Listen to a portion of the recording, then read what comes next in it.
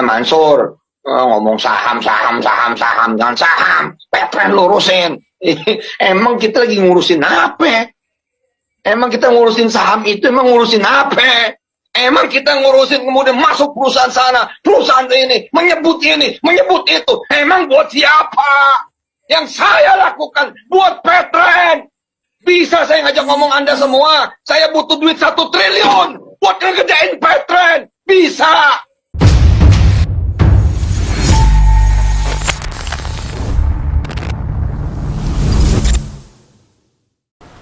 Bismillahirrahmanirrahim. Assalamualaikum warahmatullahi wabarakatuh. Kembali bersama saya Little Walid.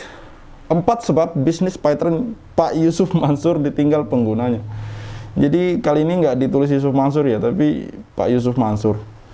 Dari www.kampusnesia.co.id. Kampusnesia.co.id, Kamis 8 April 2022. Kata Yusuf Mansur dan Python masuk trending topik di sosial media Twitter. Ternyata penyebabnya adalah beredarnya sebuah video sosok yang dikenal sebagai Ustadz Yusuf Mansur marah dan menangis, serta menyebut susah cari Rp 1 triliun demi Python. Nabi, ngomong kalah aja loh. Itu kan sama nih kayak sekarang saya. Mansur, ngomong saham, saham, saham, saham, jangan saham. Petren lurusin. Emang kita lagi ngurusin apa? Emang kita ngurusin saham itu, emang ngurusin apa? Emang kita ngurusin kemudian masuk perusahaan sana, perusahaan ini, menyebut itu. Emang buat siapa? Yang saya lakukan buat Petren. Bisa saya ngajak ngomong Anda semua. Saya butuh duit 1 triliun buat ngerjain Petren. Bisa. Seperti yang teman-teman ketahui bahwa dalam video kami beberapa waktu lalu, Pak Zaini Mustafa dan membawahi beberapa atau mewakili beberapa karyawan Python yang tidak dibayarkan gajinya, itu dijanjikan oleh pihak Python akan dibayarkan secara cicil mulai akhir Januari ini dan awal Februari ini, teman-teman. Saya lanjutkan. Berdasarkan penelusuran kami, video asli di channel YouTube Python official sudah dihapus. Seorang pengguna Twitter Mazini @mazini_gsp yang sempat menonton versi full video sambutan tersebut dan membuat rangkuman full videonya, mulai dari curhat soal Python, marah, nangis, sampai doa. Menit 5 curhat, menit 31 mulai emosi, menit 58 menangis, menit 1:14 doa. Oke, saya tidak akan masuk polemiknya, tapi lebih ingin menyampaikan pendapat, mencoba menganalisis kenapa bisnis Python yang sempat viral beberapa tahun yang lalu cepat surut dan sering jadi bahan curhatan ketidaknyamanan netizen. Ini saya langsung saja ya. Menurut saya, berikut kekurangan Python yang kini menuai kritikan dan mulai ditinggalkan penggunanya. 1. Cara promosi yang kadang berlebihan dari para membernya, membuat beberapa orang tidak nyaman. 2. Cara bergabung yang harus daftar dengan sejumlah uang, membeli lisensi, pembatasan transaksi maksimal harian membuat enggan juga. 3. Harga lebih mahal. Beberapa produk seperti pembelian pulsa dikeluhkan harganya lebih mahal dibanding aplikasi lain atau harga counter pulsa. Hal ini membuat member yang bergabung karena ingin jualan saja jadi kesulitan bersaing dengan bisnis lain.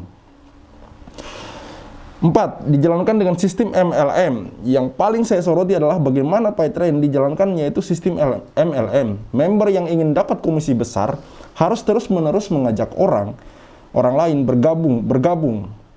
Saya ulangi ya, member yang ingin dapat komisi besar harus terus-menerus mengajak orang lain bergabung, bukan fokus jualan produk di dalamnya saja.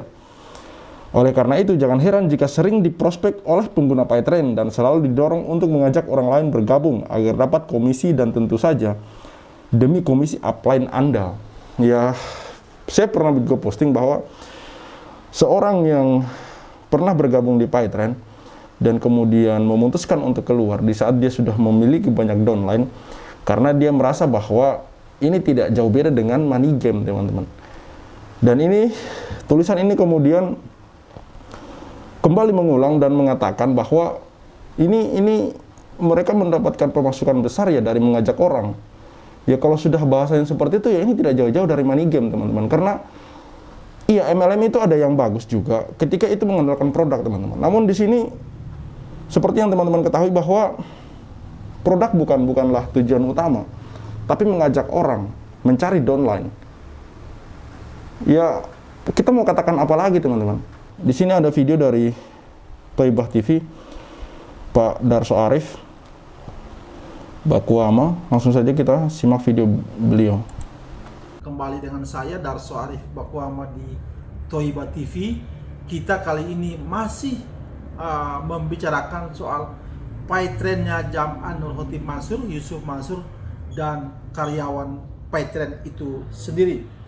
Saudara-saudara, saya mau katakan di sini bahwa PayTrend itu diluncurkan oleh Jam'an pada tahun 2013. 5 tahun kemudian saya menyunting sebuah buku yang berjudul 1001 Dusta PayTrend dan Yusuf Mansur.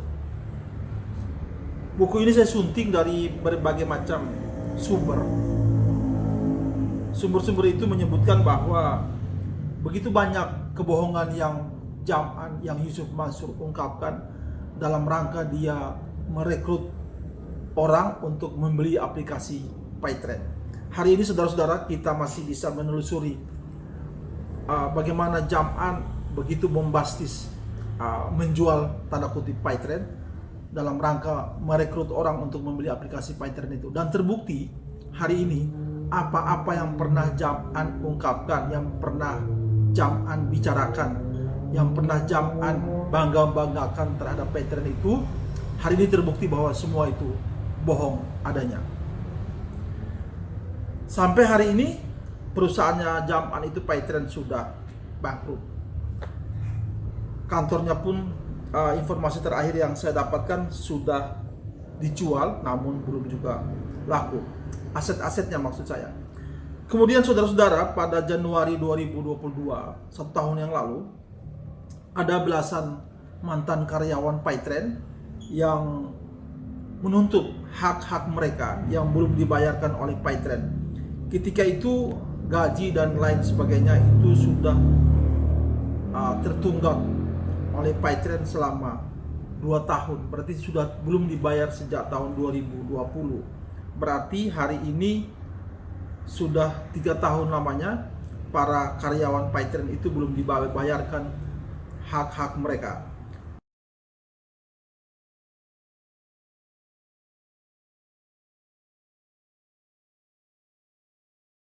Saudara-saudara, setelah melewati bipatrit, tripatrit yang ditengahi oleh Dinas Tenaga Kerja Kota Bandung, akhirnya PayTrend menyanggupi akan membayar semua hak-hak 14 karyawan yang telah menuntutnya itu nanti dimulai pada bulan Februari tahun ini.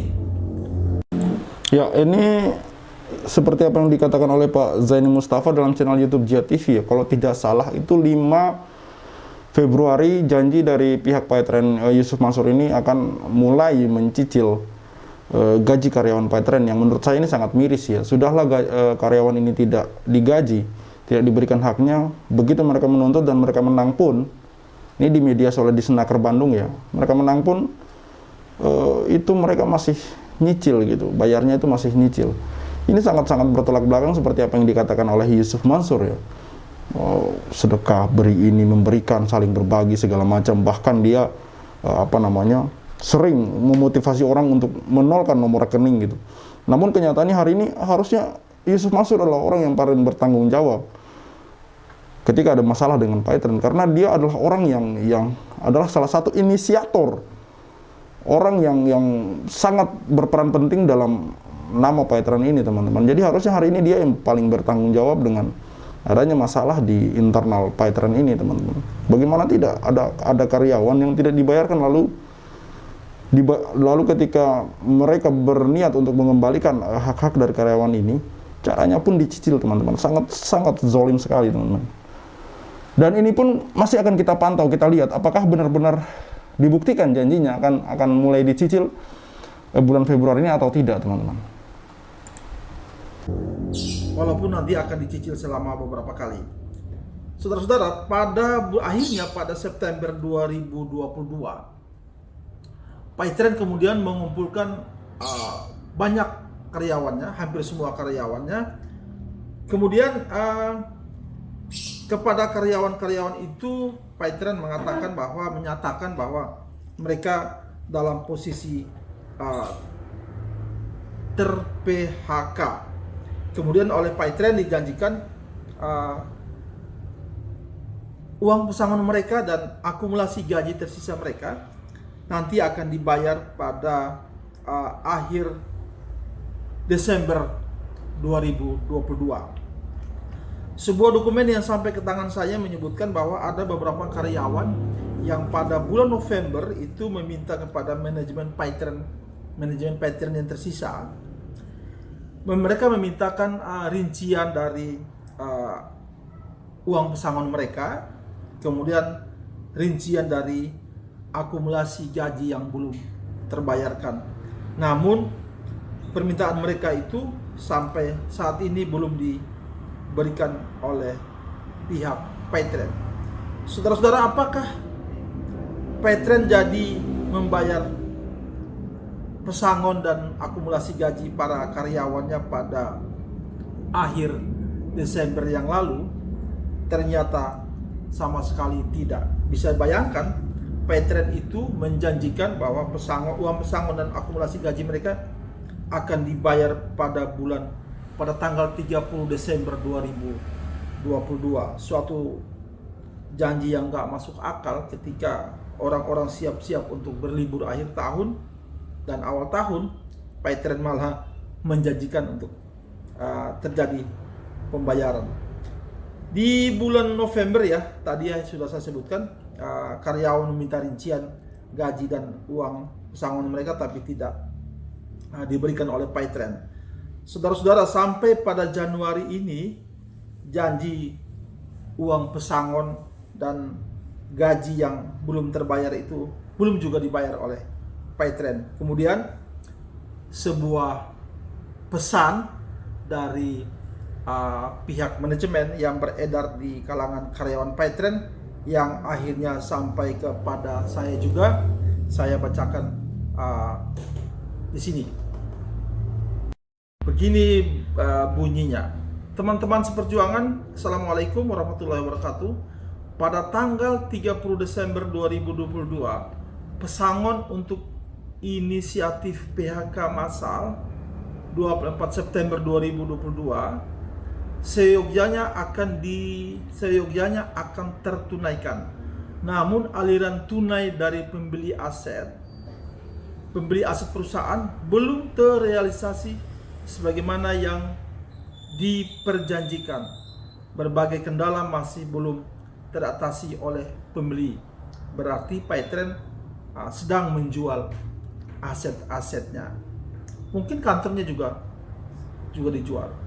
Untuk itu kami mohon maaf atas penundaan ini. Manajemen berkomitmen untuk mendorong segera pembayaran dari pembeli. Insya Allah pada akhir Januari 2023 bisa direalisasikan. Mohon doanya. Hatur nuhun sadayana. Untuk rincian sisa gaji dan pesangon besok dikirim lewat direkturnya masing-masing.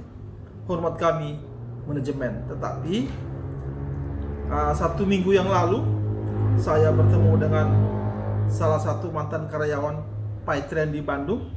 Saya konfirmasi soal ini, ternyata belum ada apa-apa yang dikirimkan oleh manajemen Paytren kepada mereka, termasuk rincian gaji dan pesangon yang dijanjikan ini. Nah, saudara-saudara, akhir Januari 2023 ini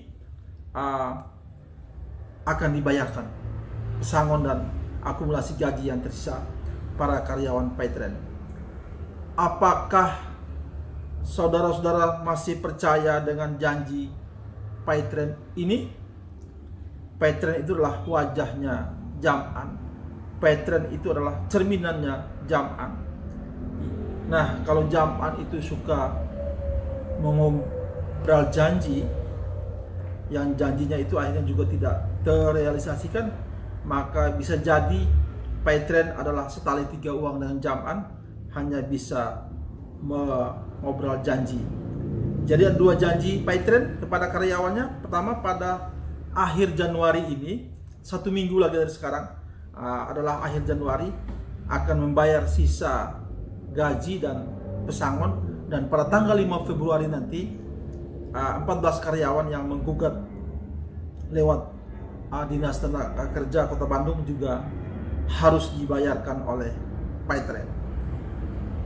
Jika pada tanggal-tanggal tersebut Paytrend tidak membayarkan kepada karyawan mereka sebagaimana yang dijanjikan, maka saya akan membuat video lagi mengupdate momentum tersebut.